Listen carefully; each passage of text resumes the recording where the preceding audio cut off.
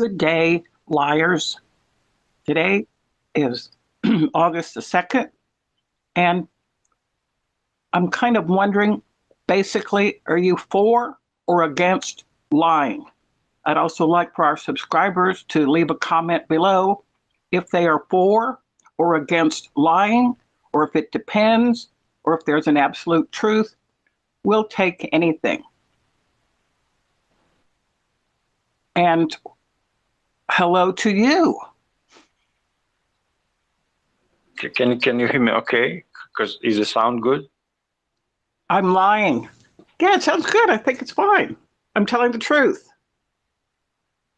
Yeah, I like how you said hello liars, because the comparison come to mind. Like what I always said, if I enter the room and there is those people I don't really like, I'd say, did I say them hello liars or use the other word?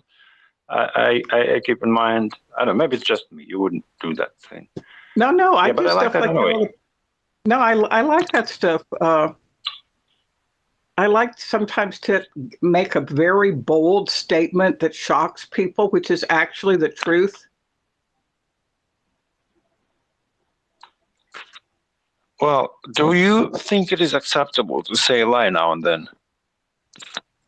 It is not only acceptable, it is sometimes necessary. Sometimes you want to protect the innocence of someone. Maybe you know something about their boyfriend or their girlfriend or their wife or their brother, and you've seen this person with someone else, and then you run into your friend and they say, well, how are you? And what you want to tell them is the truth. Like, I can't believe I saw your husband at this bar. But what I would just say is like, I'm doing really great. How about you? So, if this person doesn't know about some truth that's out there, sometimes I don't want to be the one to break the truth. So sometimes I'll lie, or I will also lie when, somebody says, hey, do you want to go get brunch? And I really don't. I don't want to go with that person for brunch because all they do is talk all the time and complain. What I want to do is I want to go to brunch with someone who'll let me talk all the time and complain.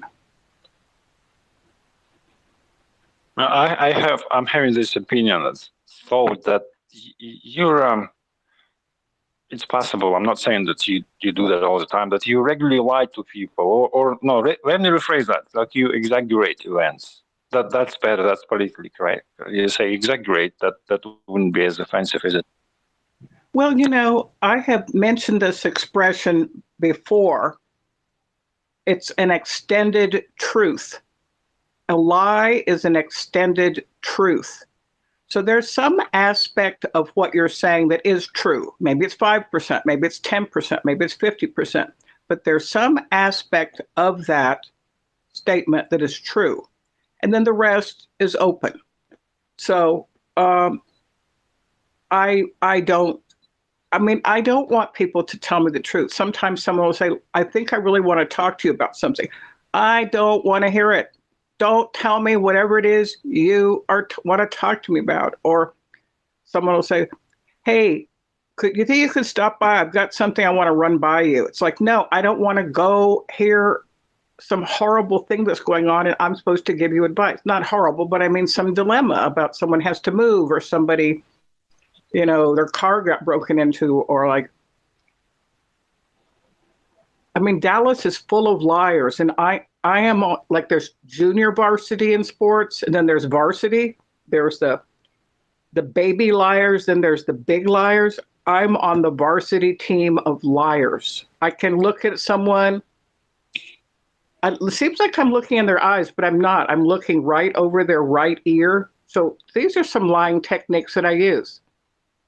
I learned this one from my father, who was a military spy. You lean in and kind of look intently at the person as if you're looking and listening, but you just look over their right ear and just say whatever it is and don't blink. Oh, well, how long can you, it's not possible to not have a blink now and then, because I don't know how much I would last. No, I mean, it's not like a chess game. What I mean is, let's suppose you need to tell somebody a lie. And if you look them in their eyes and like, if someone says, well, they were out of town last weekend. What did y'all do? And suppose I went around with a few people and I don't really want to say exactly what went on. I'll just glance over their right ear and I'll go, I don't know, we stopped by Smoky Rose. We went over to the Balcony Club. It was just so hot. So the truth of all that is it was so hot. But did we go to the Smoky Rose? No, we went to the Dusty Rose. Did we go to the Balcony Club? No, I just drove by the Balcony Club. So that's how I construct a lie. And I have done it for so long that it is habitual, it is unconscious. And I don't know, about 4 years ago, my friend David Anton got me a little book. It was called 100 Ways to Stop Lying. It's like a little book you read at the grocery store. It was a little, you read something every day. Because the thing about David is he knows me so well, he knows all my lies. Like he and some friends are going someplace and I just say, no, I'm going to take a nap. And he knows that means I'm lying. I just don't want to go. Well, I have a very nasty habit of lying, but can you, since you mentioned it, can you just name one option, one way from that book, which listed, I take it 100. Do you remember just one? I don't know. It was like 4 years ago. I gave the book away. I don't need it.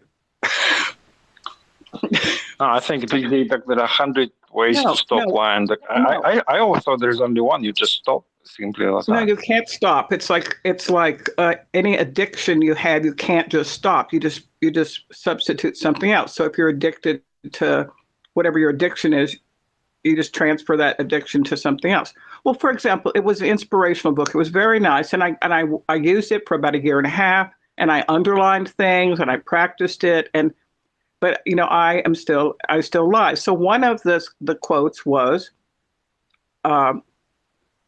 I am the way, the truth, and the life.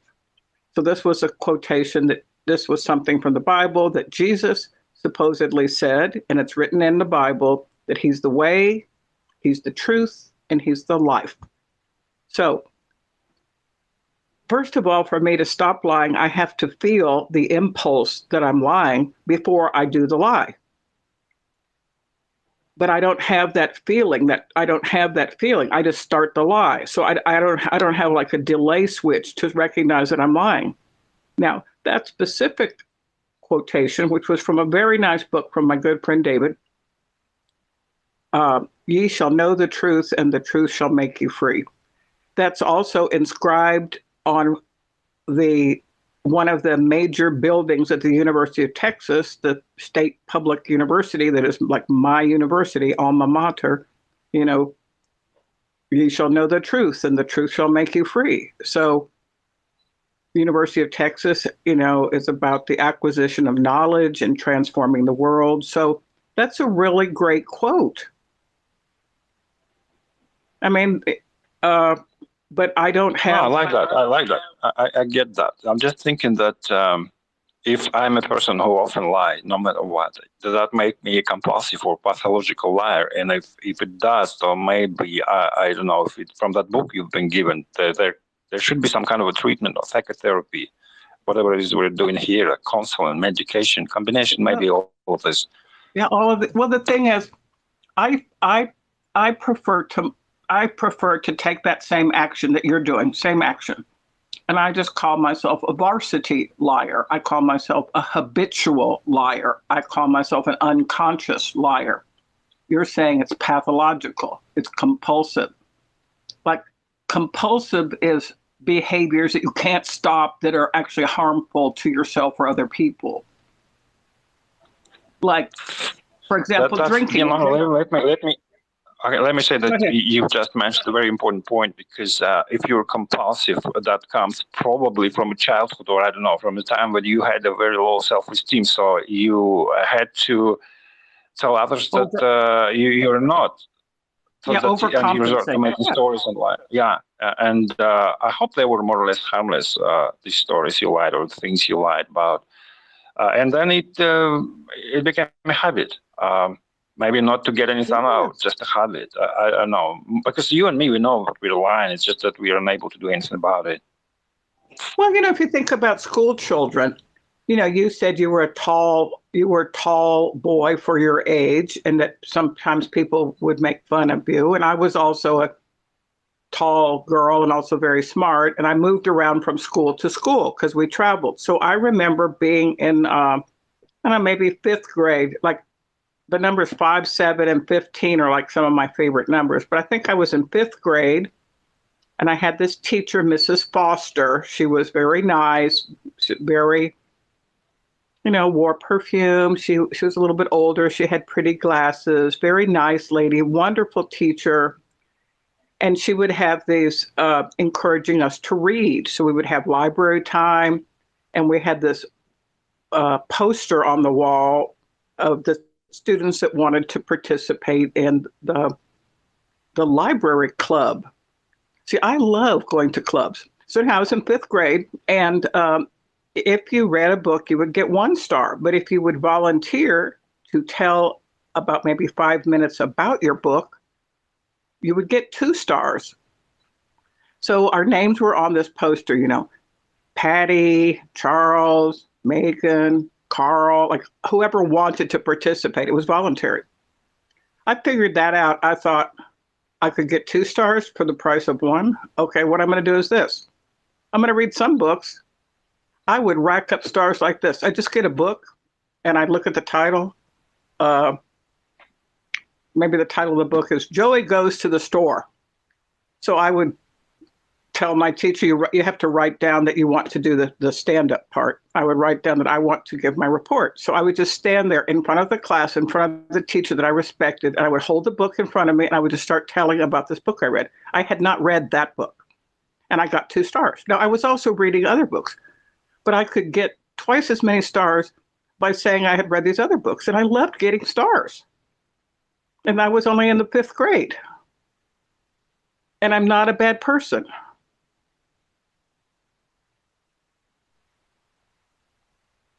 You are. It's just that, do you remember the story that about the boy who cried wolf, wolf, he lied. But then the wolf actually came, nobody believed him. I don't know the details. Oh, yes. Yes, that's me. Yeah, the boy who cried wolf. And I do that too. Like, I like to get attention. And so I'll tell people something like, oh my gosh, this thing happens. Okay, could we just get together and talk about this? I just really need to talk about it. And then I get together with the person finds out it wasn't really so bad. And I do it again, and I do it again. And then finally, about the time that I actually do need to talk to someone, one of my church friends or whatever, they figured out they can't really tell when do I really need to talk to them and when I'm just like making up some nonsense. Well, I mean, have you done that as you were growing up? Go ahead. Yeah, well, I was 5 years old, I guess, when I first get to hear that story. And I think, isn't that interesting that such a story is kind of multicultural, cross-cultural, like iconic in a sort of way, and beloved by everyone.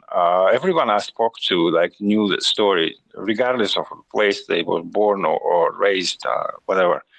And you know it too. And if we're talking about the same story, because about shepherd boy who was made to watch over a flock of sheep, I don't know, and he was bored, or I don't know, so he starts faking wolves attacks and something. Do you remember? Is that what we're talking about? To be on the same page. Exactly. Yeah, the boy who cried wolf. I am just briefly looking it up. It is actually a tale that is attributed to Aesop, Aesop, and the phrase "to cry wolf" means to give a false alarm. So the story of the fables of Aesop have traveled the world. Like there's the tortoise and the hare, the rabbit and the turtle have a race. Who's going to win? The boy who cried wolf. So I had forgotten that the boy who cried wolf is a story from way back in the day of Aesop, who was a Greek storyteller. But his story has got into every single, so many different languages, so many different translations. And, you know, he died in the year 564 BC. So I always learn something in these Patroma therapy episodes. I forgot that story came from Aesop. I didn't even know that, but now I do. Also, I thought that, all those cross-culture stories, I thought that would be the Little Red Riding Hood or something, because from the childhood, everybody knows who Red Little Riding Hood is. And now I think there is another one about the boy who cried wolf. So these two fairy tales, or I don't know, Aesop's tales, fables. Yeah. Yeah. And everybody knows that. Yeah, and I think that as we grow up, we either our parents or I think I came across that story just in a library when I was a kid, because I like picture books also, and I just remember looking at some books, and then I don't know, I might have been in third or fourth grade, but there's any number of people, like in France, La Fontaine is a storyteller of fables, and he also has a story about the fox. But I'm just going to briefly say, actually, I'm lying. I'm going to tell you the names of some of the stories that come from Aesop: the ant and the grasshopper, the ass and his pig. Well, the ass is a donkey. The bear and the travelers, the boy who cried wolf, the crow and the sheep, the deer without a heart, the farmer and his sons, the fisherman and his flute, the fly in the soup. I mean, those are just like 14 that are at the beginning. The frog and the ox, the lion and you love. See so many animals and birds. I don't get why so many people seem to hate or fear wolves more than the mothers. Why do people do what?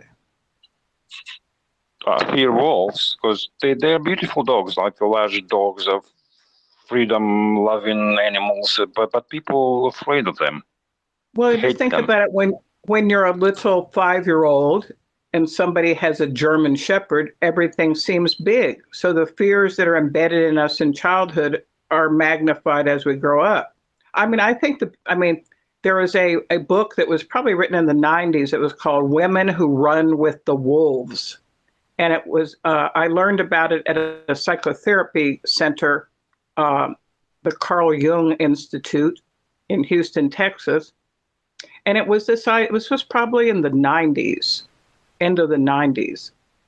And it was led by a Jungian therapist, and there were 8 or 9 women, maybe two guys, that would pay to meet on Wednesday nights for 2 hours, and we were reading the book Women Who Run with the Wolves, and it talked about the archetype of the wolf and the archetype of what it means to be a woman, and why society doesn't like wild women, and why we need to continue to keep our wildness. Like the whole idea, you like to go out to the countryside, so you're actually a man who runs with the wolves. Maybe you're a woman who runs with the wolves. I don't know. I've been in a zoo a few weeks ago, and now I recollect the guy told us about tigers and lions and bears and wolves, and somebody. Well, we're talking about wolves, and I'm thinking that maybe people are afraid of them or hate wolves because you cannot predict wolves' behavior. But the guy told me, he asked, "Oh, what do you think? Who is like the most dangerous, and what is the most dangerous animal in the zoo?" What would you answer? I would say humans. No, I thought too, but he said no. It's bears, because if you're in a cage with a tiger or a lion, they try to identify the threat or indicate the threat. You'll see the threat behavior or something like that. They start growing or I don't know, somehow you understand that they are about to do something awful. But if you're in cage or just next to a bear, you will never get any idea that you're about to be killed. Just bear just may out of nowhere just snap his fingers and off you go. I was Well, you know, extremely surprised. the first of all, I'm very mad. You didn't tell me that you were at a zoo last week. I felt like you were covering that up. You were withholding evidence, and I feel it is a lie of omission. By not telling me you were at a No, zoo but I last thought week, you don't have a zoo in Dallas, so I didn't want to disappoint we you. have a Because famous zoo. It's a famous zoo. There's been kidnappings. There's been animals that have been abducted. Like, what do you mean there's no zoo in Dallas? You're just trying to deflect from the fact no, that I you thought that killed. there are just a few cities where the zoo can be There's zoos found. all over the world. I love zoos. I love circuses. I've been to zoos.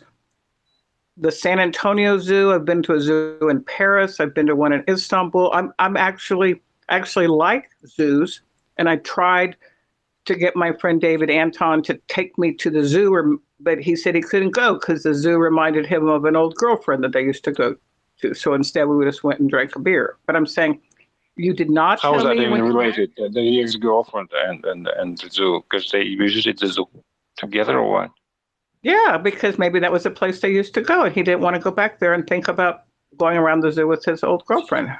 Yeah, I thought maybe he's just seen some kind of a attack of predator, and he reminds of him of his ex-girlfriend. I don't know.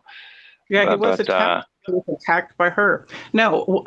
The thing about zoos, um, they're they're a part of our natural curiosity of the world. So, like Charles Darwin and just so many people have studied animals. People have gone on safaris, like Ernest Hemingway went on safaris in Africa.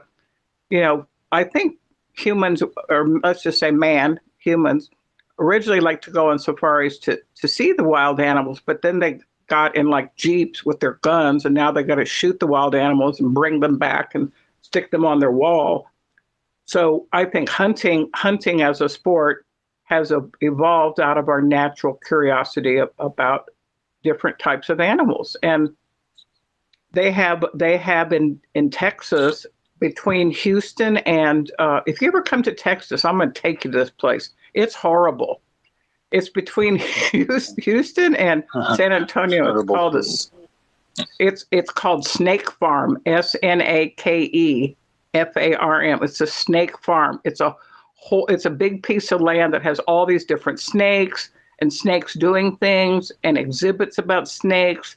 And then in the gift shop, you can buy snake purses. And then they have a little small restaurant. You can have fried rattlesnake with some French fries. That place smells awful. But when was the last time you visited Dallas Zoo? Oh, I've never been to the Dallas Zoo. I've only been in Dallas. I thought I was here just 7 years, but evidently I've been here 10 years. I've never been to this Dallas Zoo, but some of the zookeeper people, they go on these adventures and they'll bring a few caged animals to a bar or to a patio club or something. So I've seen some zoo animals they bring them out so people will like to see the animals, then go to the zoo. I have never maybe been you should go. Maybe you should go and make a few pictures, and we'll make an episode about each animal you filmed. Or maybe I don't know. What would be the best zoo in the USA? Do you have any idea of your top of your head? Well, supposedly the San Diego, California has a very famous zoo, but like right now, it's like 107 degrees. We're under a heat watch. I don't even know. I don't know. I like zoos. I like to go to the polar bear exhibit. I like to watch the giraffes walk around. I like zebras. What animals do you like? The ones you mentioned, we have them all. Also, I don't know many animals by name. I don't know what they called. If I see an animal, I can say that that's like a cat or a bird or a monkey or a giraffe. But I don't know how to distinguish between like species. Are you ever wanted to be a biologist, zoologist? I like to read books about it. I enjoyed as I was a student, learning about clouds, all the different types of clouds. I enjoyed learning about rocks, all the different types of rocks. I enjoyed, learning about all the different types of animals. So I never specifically wanted to work with animals. I never wanted to become a veterinarian. I wanted to become a librarian and have a lot of different books and show children. I wanted to become a school librarian for a while. And then I also wanted to become a teacher. Yeah. The book about animals from my childhood definitely would be The Jungle Book by Rudyard Kipling. I think he was a British living in India, about Mowgli. Mowgli is a child who was born and raised by wolves, by the way, by wolves in jungle, I think. And he tried to leave it to humans, and didn't go well.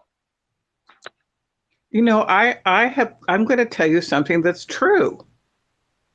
I really like you because I'm always learning different things about you and different books you've read. And we said a couple days ago that Ralph Waldo Emerson said, when you come across an intelligent man, find out what books he's read.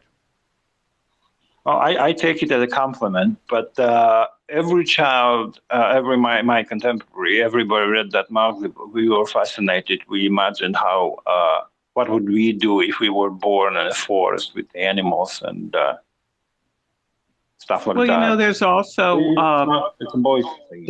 There's also the story of Noah and his ark, that the biblical story that is present in all the monotheistic religions, that humans had been kind of pretty bad, doing a lot of bad stuff. So God sent a flood, but there were still some kind of good humans. And God told Noah to gather up the good humans. Let's get on this ark and let's bring some animals 2 by 2.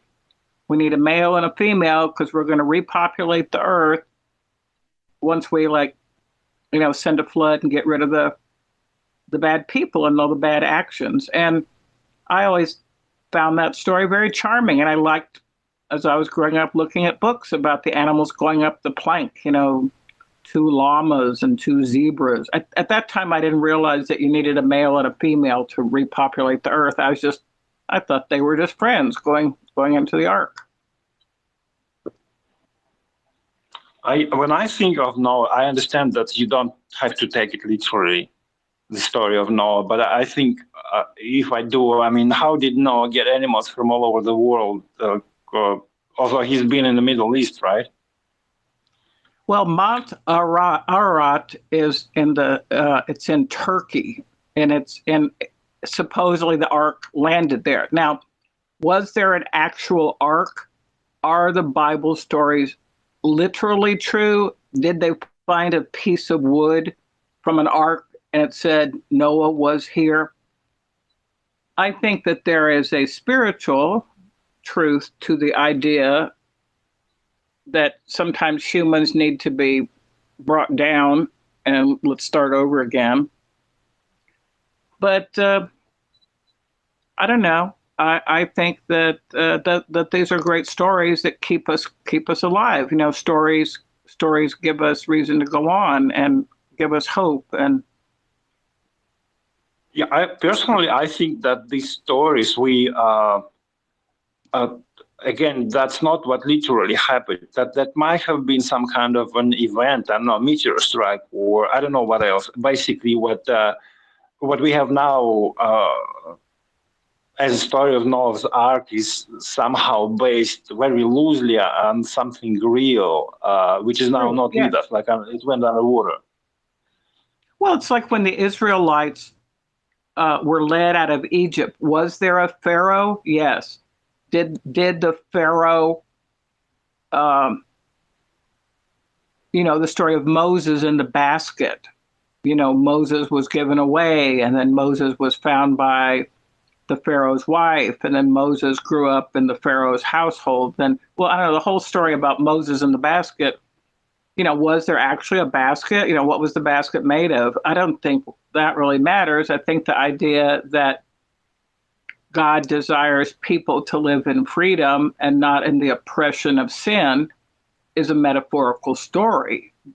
but there is a place called Egypt, and there are pharaohs, and there are temples, and there are remnants from the past.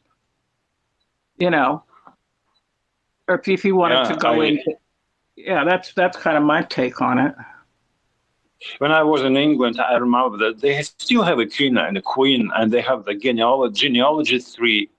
Going back 1,000 years to I don't know, Norman the Conqueror. And I thought, are there any descendants of pharaohs of Egypt alive these days, or maybe they just so that you have the same tree as British have that to Yeah. trace Well, their roots back. it's like the story of the Tsar Nicholas and his children and Rasputin and all that. Were they historical figures? Yes.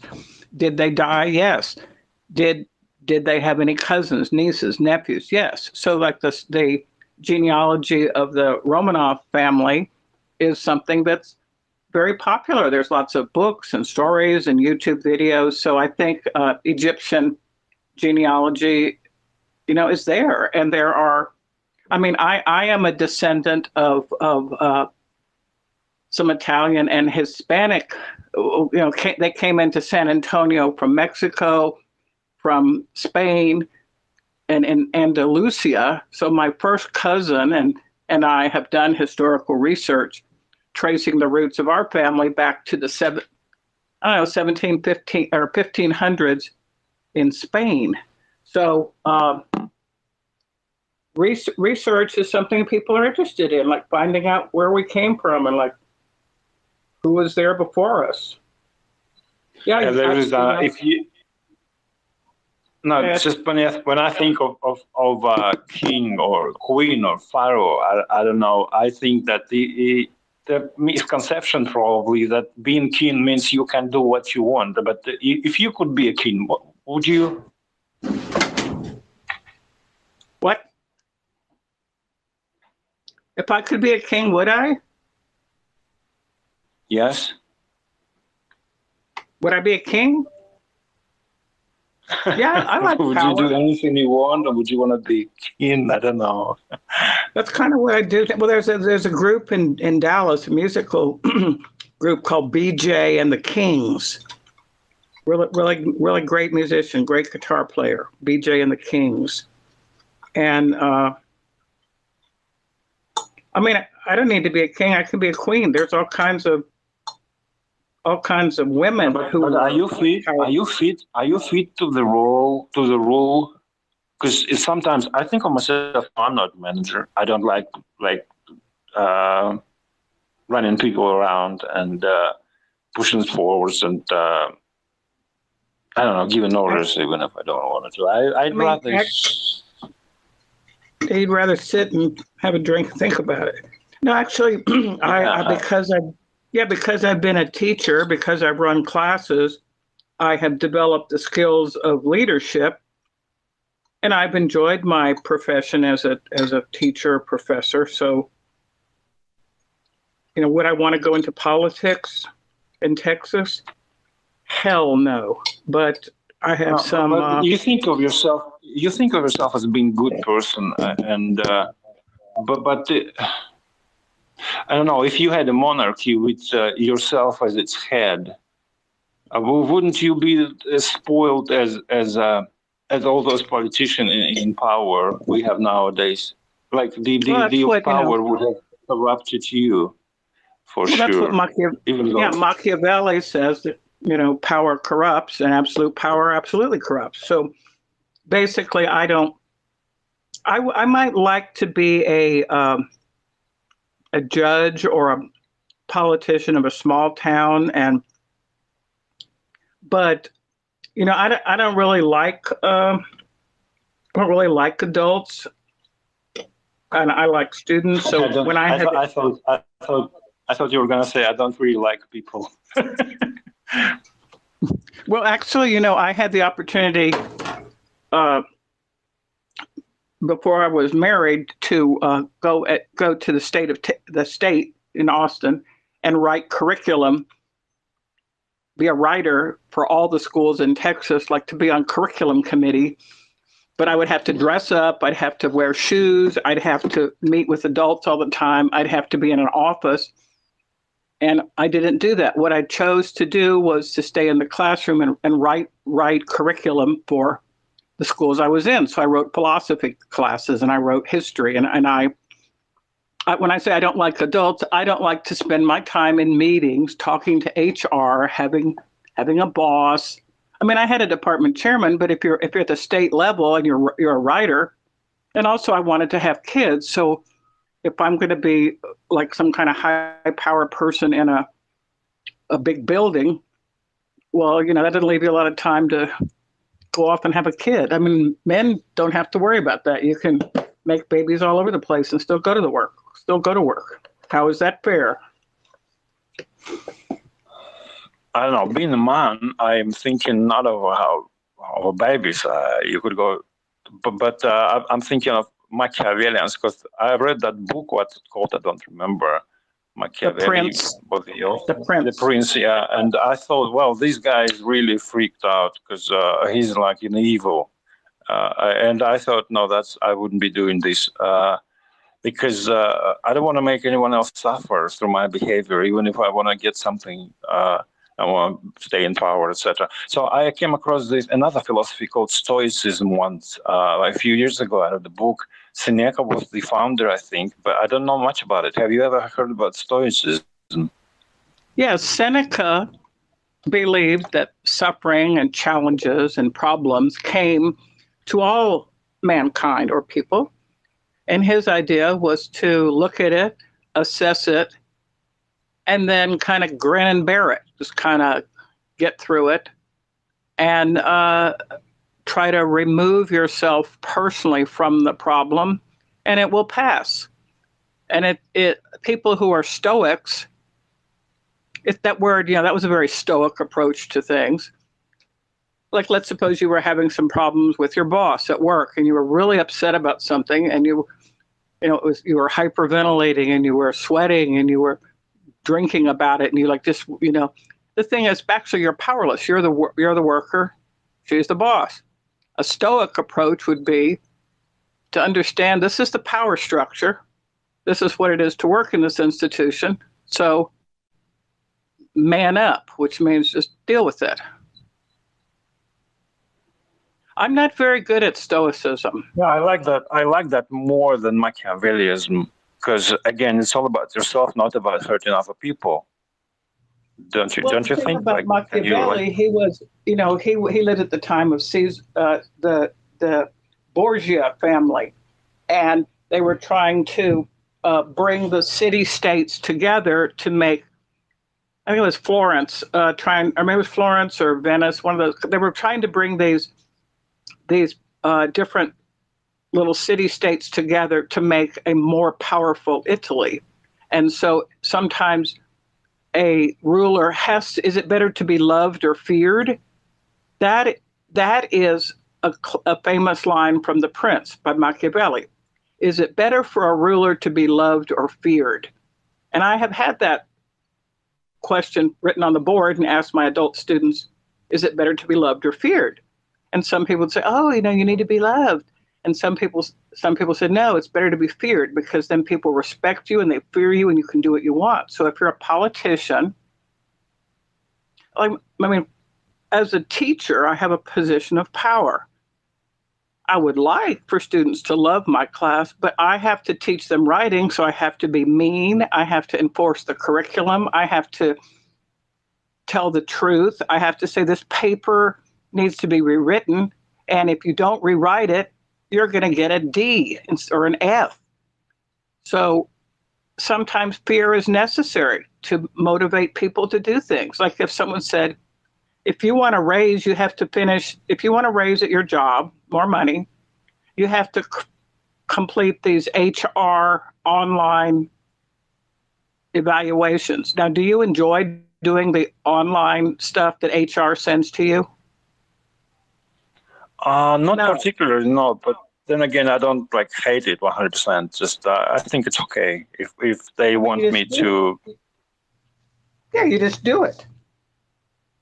So you do it. But that's kind of latest. invention. But when we speak about Stoicism and Machiavellism, those books were written, I don't know, many centuries ago, by people who. Well, they knew something about power and they knew something about people, so they were speaking their truth. Like we did an episode on, philosophy. Everyone has a life philosophy and they know different things that seems to work for them. Like I don't enjoy being a liar or admitting that I lie or extend the truth, but it's just become kind of a survival tactic for me. And, people that know me, they just understand that's how I am. And, lying and power and what's the truth. It really is a great topic to discuss. And I'm glad you say power. I think you say power. I think that this is why we ask God to let us take only things that is in our power to control, and to leave everything else is to just be. Yes, and isn't that part of the Alcoholics Anonymous thing? Like, really, I did not know that. Tell me about that. Well, there's these 12 steps that you're supposed to do, and if you join an AA group, my brother, I have two brothers. My brother Bob was telling me that he's been sober for about 10 years now, and that he joined an AA group. And step number 1 is to admit your life has become unmanageable, and you're willing to turn it over to a higher power to try to kind of get your life together. My brother Bob was telling me that he got into an AA group in Austin, and he's been in it, and he goes to meetings, and now he's a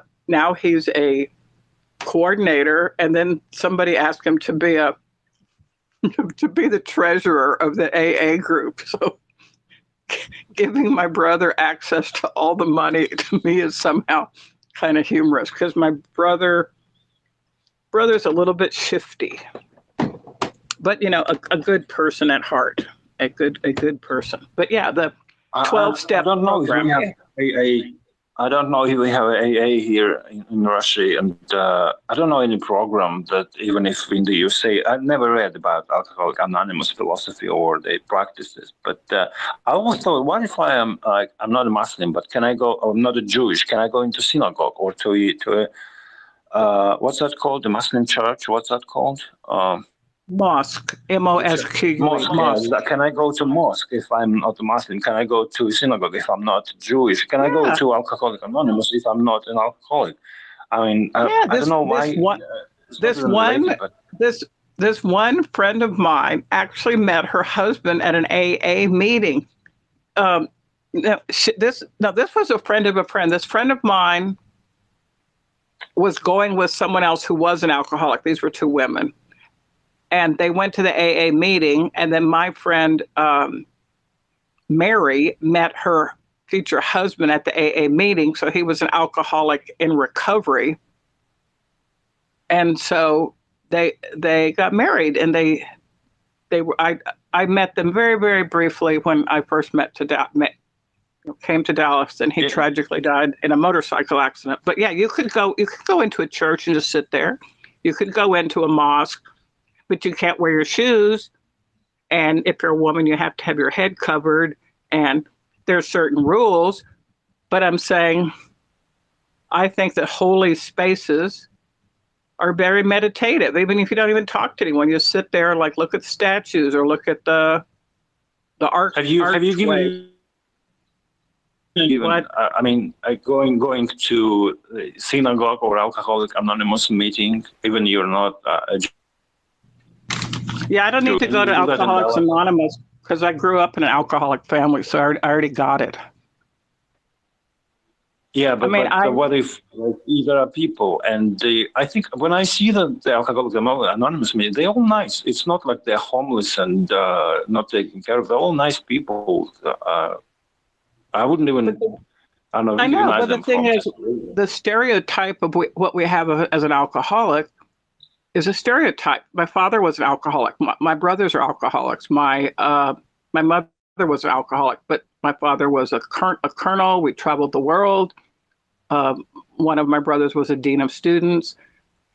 You know, alcoholism is a, some people say it's only chemically based and some people say it's behaviorally based, but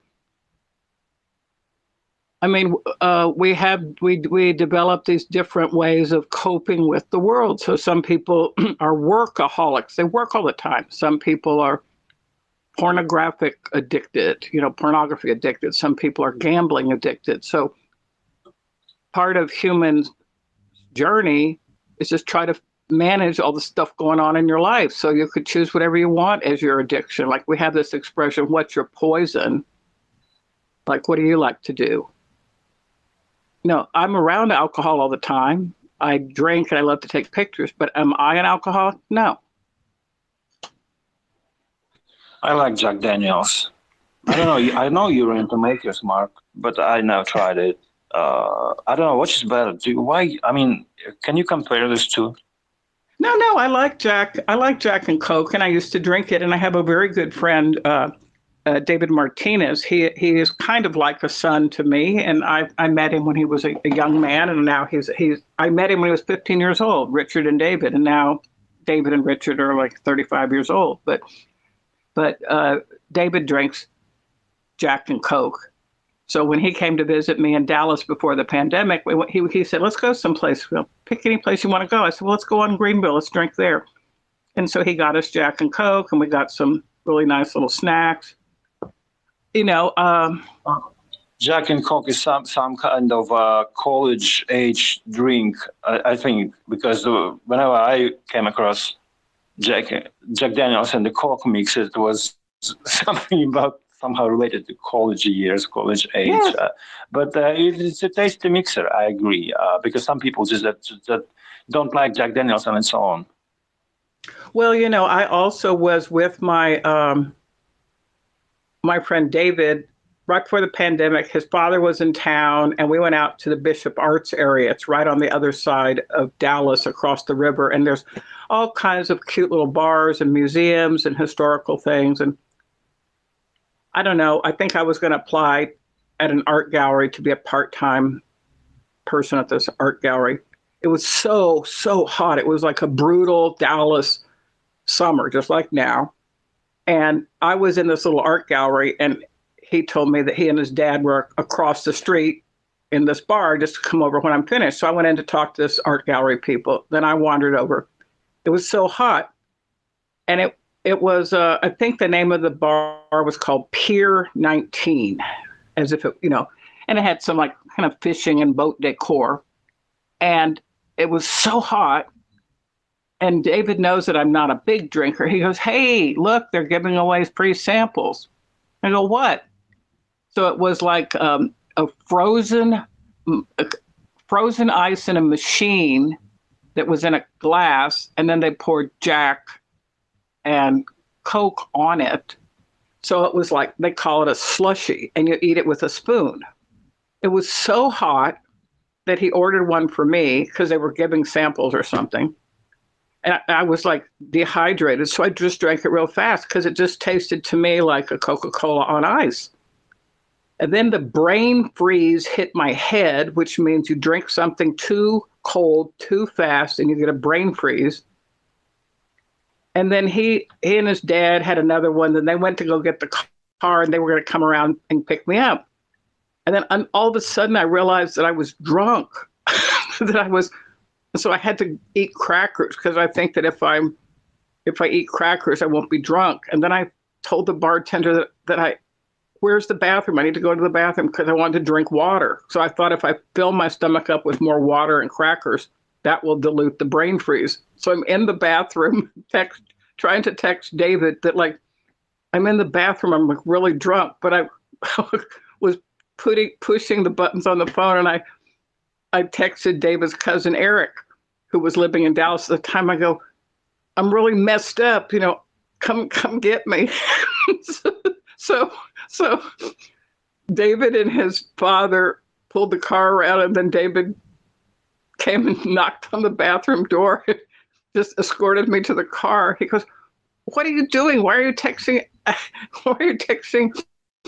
Eric, like I only left you here like 7 minutes ago and you're like out of your mind. So I know I have some not so good associations with Jack Daniels.